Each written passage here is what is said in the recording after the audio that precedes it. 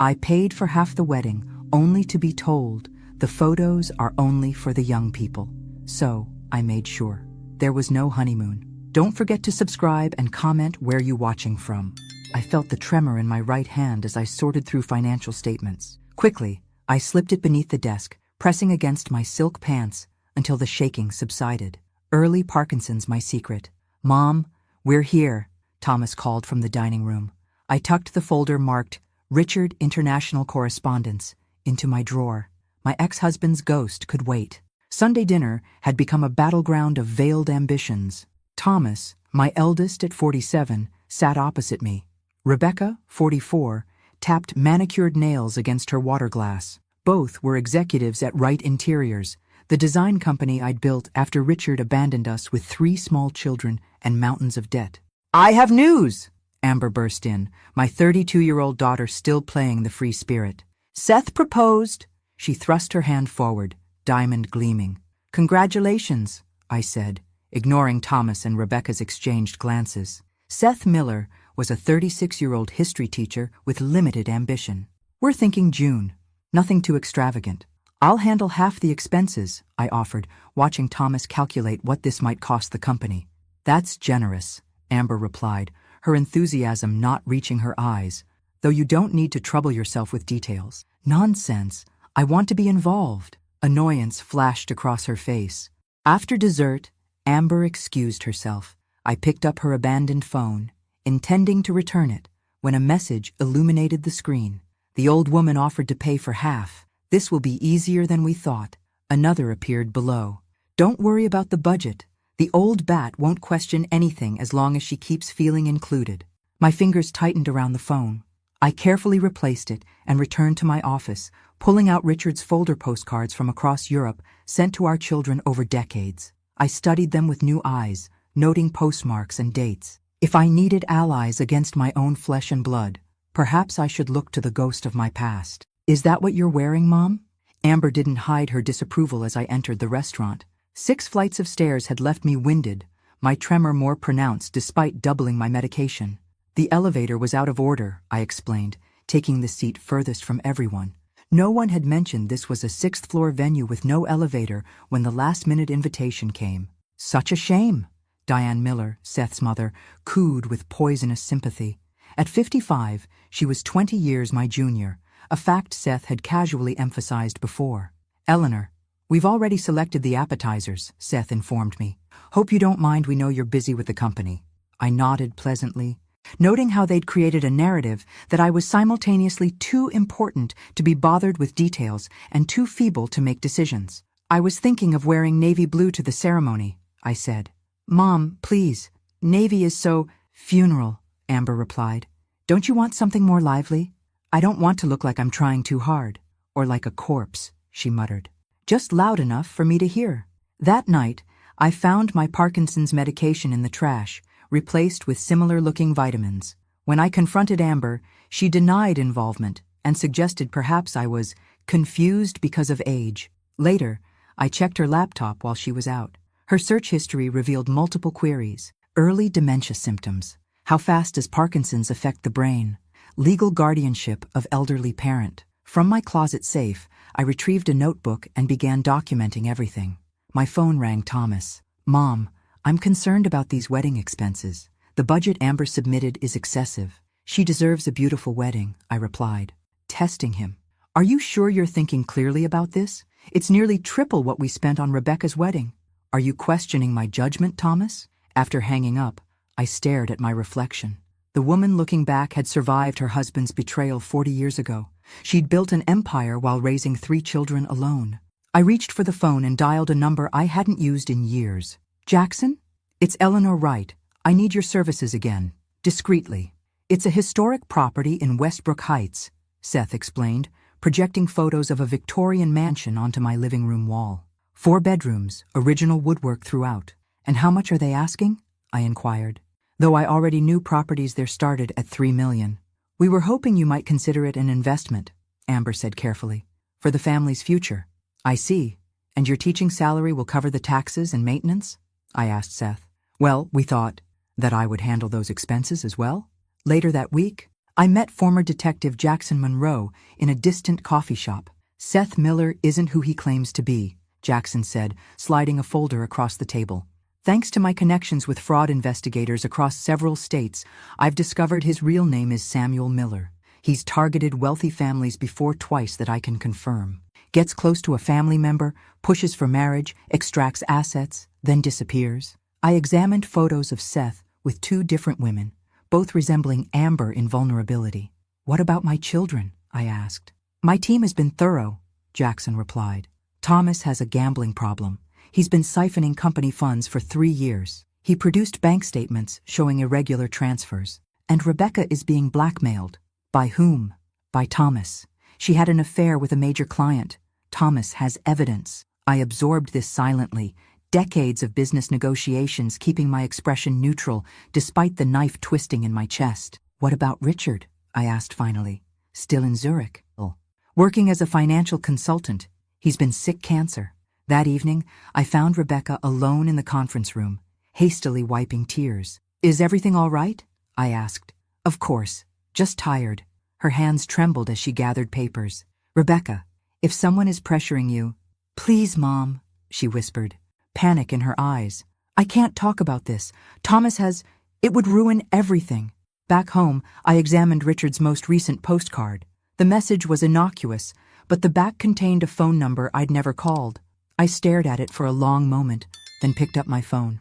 After 3 rings, 3, a voice answered. Allo? Richard, it's Eleanor.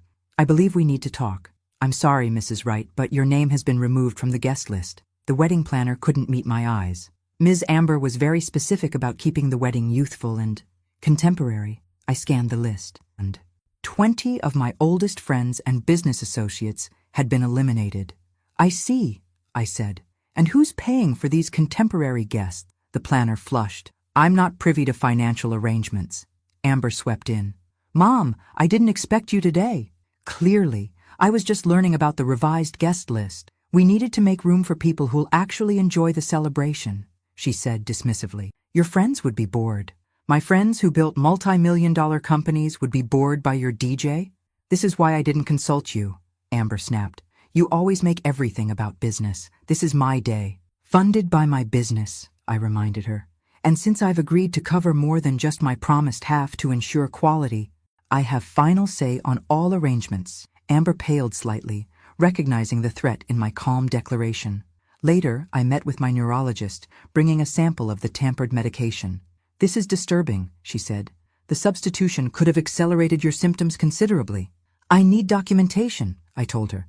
Medical proof of tampering, and confirmation of my mental competence. As I left, my phone rang Martin Reynolds, my former accountant. Eleanor, there's something wrong with the company financials. Large transfers to offshore accounts over the past 4 months. How much? Nearly $7 million. These signatures look like yours, but they're forgeries, I finished. Can you trace the destinations? That afternoon, I approached the bakery for cake tasting. Inside, Amber, Seth, and Diane were already sampling flavors. Mom, we didn't think you'd make it, Amber said with manufactured cheerfulness. I felt the tremor beginning in my right hand stronger than usual. I reached for a sample plate, but the tremor intensified, sending it crashing to the floor. Couldn't you have stayed home? Amber hissed. You're ruining everything, as usual. Rebecca, just arriving, overheard. Amber, apologize to Mom right now. Why? So we can pretend she's not falling apart? Look at her. That night, I called Richard again. The Swiss account, I said without preamble. Is it still active? Yes, he replied. I've maintained it. It's grown substantially. I'll need access, immediately. The private jet landed in Zurich. I'd told my family I was seeking specialized treatment in New York, technically true, though the treatment I sought wasn't medical. Richard waited in a private lounge, more frail than I'd imagined. Cancer had hollowed his once handsome face. You look well, Eleanor, he said, rising slowly. Save the pleasantries, I replied. Show me the accounts. He nodded, unlocking a portfolio. The numbers were staggering, nearly $40 million accumulated over 40 years. Why, I asked. Why build this and never tell me? Would you have accepted it? After how I left. Thomas contacted me 3 years ago, Richard continued. Said he wanted to reconnect. The questions became increasingly focused on finances. And you told him about this account? Never. I may have been a terrible husband, but I'm not entirely without principles. Back in Connecticut, I called Martin Reynolds. I need you back, officially retired, but secretly restructuring everything. You found something in Switzerland? He asked. I found leverage. Over the next week, I implemented what Martin called the ghost structure, a complex reorganization that appeared to consolidate power while actually dispersing crucial assets into a new holding company controlled exclusively by me. I reclaimed old allies. Harold Chen, pushed into early retirement by Thomas, eagerly joined my shadow board. Maria Vasquez, whose acquisition offer Thomas had rudely dismissed, became a silent partner. Meanwhile, I cultivated my appearance of decline. I forgot appointments, asked Thomas to repeat explanations, appeared disoriented in meetings. With each mistake, I watched my children exchange glances, their trap closing around the prey that was actually the hunter. Jackson Monroe continued his investigation, uncovering more of Seth's predatory history and documenting Thomas's gambling debts. Most disturbing were emails between Thomas and a Chinese manufacturing conglomerate discussing the acquisition and dismantling of Wright Interiors. Amber burst into my study, unusually animated. Mom! Seth and I were thinking, what if we extended the honeymoon? There's this incredible private villa in Bora Bora. I smiled indulgently. Whatever makes you happy, sweetheart. We'd need to upgrade to the platinum package, she continued. It's only an extra $40,000. Consider it done, I said, watching her poorly concealed glee. I'll handle all the Bora Bora arrangements personally. After she left, I called my neurologist. I need those cognitive assessment results expedited and sent directly to my attorney. To the bride! Crystal glasses clinked at the rehearsal dinner. I smiled appropriately, though I'd been seated far from the main wedding party. Amber looked radiant, accepting congratulations with practiced grace. I watched her interact with Seth's family, particularly Diane, who'd assumed the role of mother of the bride, despite knowing Amber for only 6 months. Eleanor, aren't you proud? A distant cousin settled beside me, her voice carrying that increasingly familiar, sympathetic tone. Your baby girl getting married. Immensely, I replied, taking a calculated sip of water. Then, with carefully crafted confusion, I added, though I can't recall if we've finalized the table arrangements. Oh, I believe that was done weeks ago, she said, concerned. Was it? My memory isn't what it used to be. I gave a self-deprecating laugh that caused several nearby conversations to pause. The cousin patted my hand condescendingly. Don't worry about a thing. Everyone understands. I noticed Thomas watching with barely concealed satisfaction, calculating how to use it later. Rebecca, however, looked genuinely pained. After dinner, Amber approached with an envelope. Mom, about tomorrow's ceremony, we've made a small change to the program. Inside was the revised order of events. The traditional mother of the bride speech had been reassigned to Diane. We felt it would be less stressful for you, Amber explained, not meeting my eyes. Diane has experience with public speaking. How thoughtful, I said, my voice steady despite the deliberate humiliation. Though I'd prepared some remarks. You can still say something at the rehearsal brunch, she offered dismissively, where it's more intimate. Later, I overheard Seth whispering, the old lady's losing it. Perfect timing. Once we get back from Bora Bora, the lawyers take over. I slipped away unnoticed and returned home, where Jackson waited. Everything's set, he reported. Financial controls are in place. The ghost structure is active but invisible. Your Swiss funds have been transferred to the secure accounts. And the Bora Bora honeymoon arrangements? Fully cancelable by you alone, with the resort manager briefed to expect your call. I've confirmed all reservations are in your name since you're paying. As you instructed. I nodded, reviewing the extensive file. He'd compiled a comprehensive record of betrayal by my own children. What about Rebecca? I asked, still caught in the middle. Thomas has explicit photos of her with the client. He's threatened her marriage and professional reputation. I placed 3 envelopes in my purse for tomorrow, each bearing a child's name. Inside were identical statements. The price of loyalty isn't paid in money.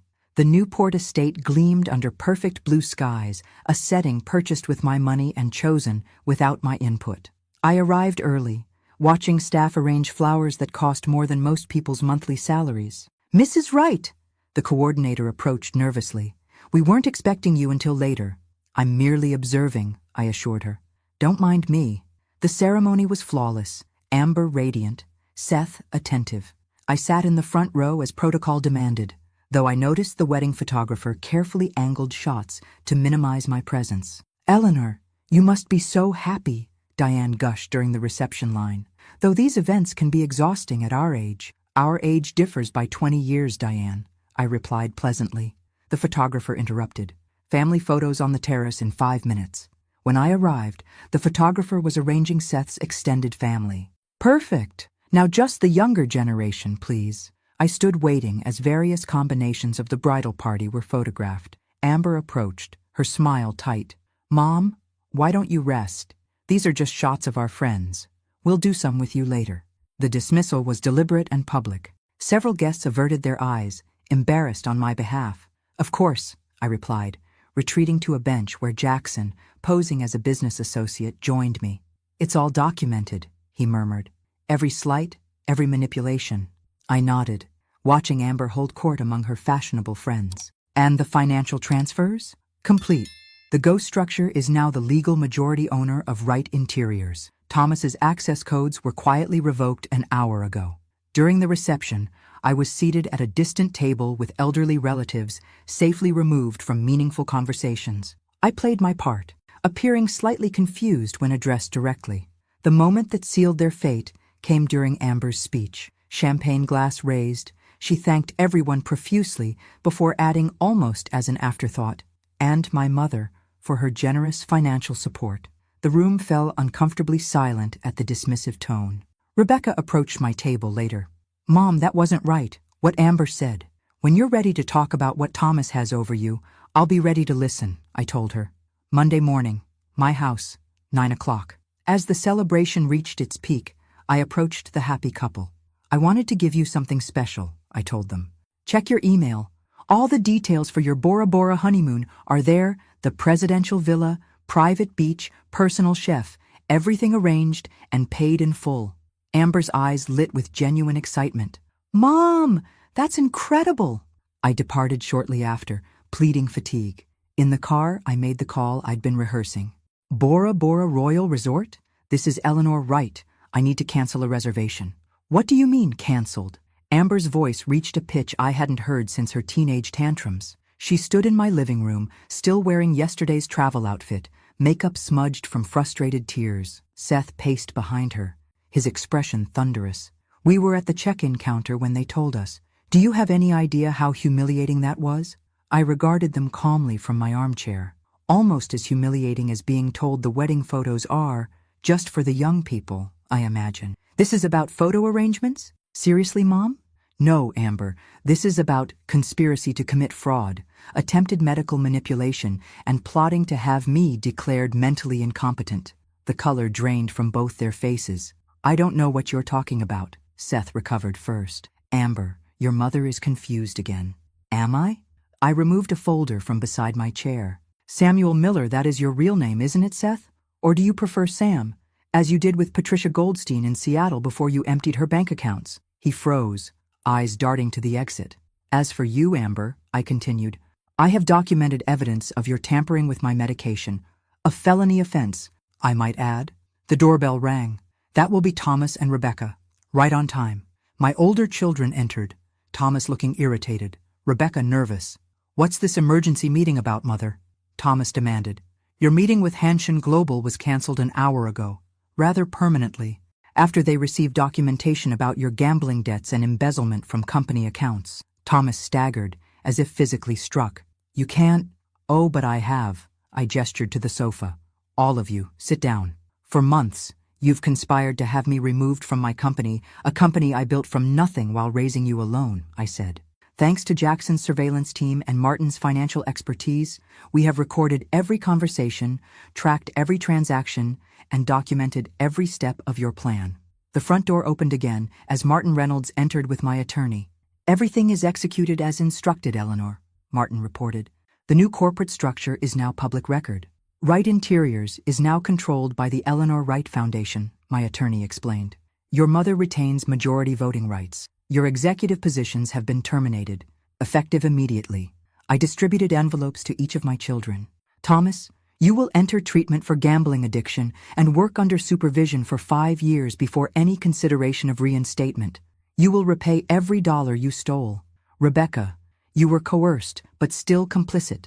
You'll retain your position, but under supervision and with mandatory ethics counseling.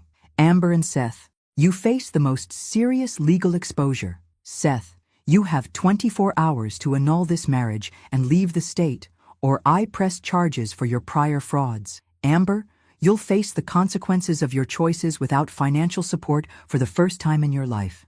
Amber began crying in earnest. Mom, please. The medication tampering alone could result in criminal charges, I reminded her. Consider this mercy. Seth stood abruptly. This is insane. I'm leaving. You've confused love with entitlement for too long, I told my children quietly. That ends today. The silence in Right Interior's executive suite was deafening as I entered for the first time in months. Employees watched wide-eyed as I made my way to the conference room, where the board of directors waited. Gentlemen, ladies, I greeted them calmly. I believe we have several pressing matters to address. Harold Chen, restored as CFO, distributed folders containing comprehensive documentation of Thomas's financial manipulations and the remediation plan. As you can see, the situation is serious but manageable, I explained. The diverted funds have been traced, and recovery proceedings are underway. Where is Thomas? Asked Bernard Williams, our longest-serving board member. Addressing personal issues, I replied diplomatically. He will be returning in a different capacity after appropriate interventions. The restructuring passed with unanimous approval. By noon, new security protocols were implemented, access codes changed, and Thomas's personal effects packed from the executive office. Rebecca found me there later, looking shaken but resolute. Thomas discovered the affair 2 years ago, she began.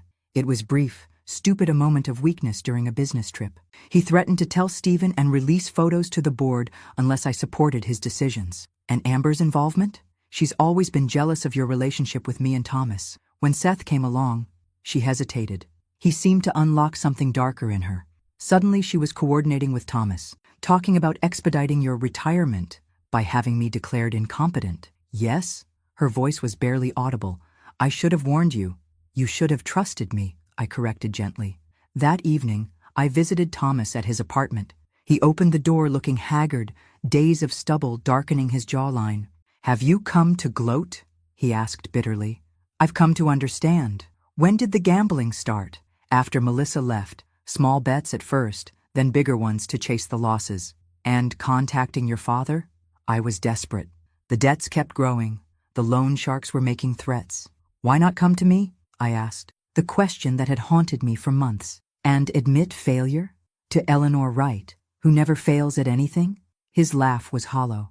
Besides, you were getting older, starting to shake. It seemed convenient. Meanwhile, across town, Amber faced her own reckoning. Seth had departed that morning, taking the BMW I'd gifted them, and leaving behind only a terse note about irreconcilable family complications. She arrived at my door near midnight, mascara streaked down her cheeks. He's gone, she said simply. I know. I stepped aside to let her enter. Jackson confirmed he crossed into New York State 3 hours ago. I handed her a printed rental agreement for a modest apartment across town, along with information about an entry-level position at a local gallery. 3 months' rent paid. After that, you're on your own. She stared at the papers. Why help me at all after what I did? Because you're my daughter, I said simply. And everyone deserves one chance at redemption, but only one. The Right Interiors Foundation announces its inaugural grants program for women entrepreneurs over 50, I read from the podium, my voice steady despite the magnitude of the moment. 6 months had passed since the wedding disaster, and this press conference marked both a corporate rebirth and a personal statement. Camera flashes punctuated the room as business reporters documented this unexpected pivot. In the front row sat Rebecca, now serving effectively as COO under the new structure. Her path to redemption had been the straightest genuine remorse translated into dedicated work rebuilding company systems and her own integrity. After the announcement, I retreated to my office, where Jackson Monroe waited with his final report. Thomas has completed 3 months of intensive treatment, he informed me. His therapist reports genuine progress. He's attending Gamblers Anonymous daily and working consistently in the purchasing department. And Amber? Struggling, but persisting. She's made every rent payment since your initial support ended. The gallery position is minimum wage, but her supervisor reports she shows up on time and works diligently. Any contact with Seth? None since he crossed into Canada 2 months ago. Our sources suggest he's attempting to establish a new identity in Vancouver. That evening, I visited the small gallery where Amber worked. I watched through the window as she patiently explained a local artist's work to an elderly couple. Her designer clothes replaced by simple black pants and a button-down shirt. I entered as the couple departed, surprising her mid-cleanup. "Mom!" Her voice held wariness rather than hostility, progress of a sort. "The Morrison exhibition is impressive," I commented, examining a landscape. "You came to see art?" Her skepticism was warranted. "I came to see you, actually. Professional curiosity. Jackson says you haven't missed a day of work." "You're still having me watched?" She sounded more resigned than angry. "Monitored," I corrected. "There's a difference." Amber finished closing the register before responding. "I don't have a choice but to work. My credit is ruined, my friends disappeared when the money did, and my husband was apparently a professional con artist." "All true," I acknowledged. "How does that feel?" She laughed bitterly. "Terrible, humiliating, and—" She paused, strangely clarifying. "Clarifying how?" "I've never earned anything myself before," she admitted. "Not really.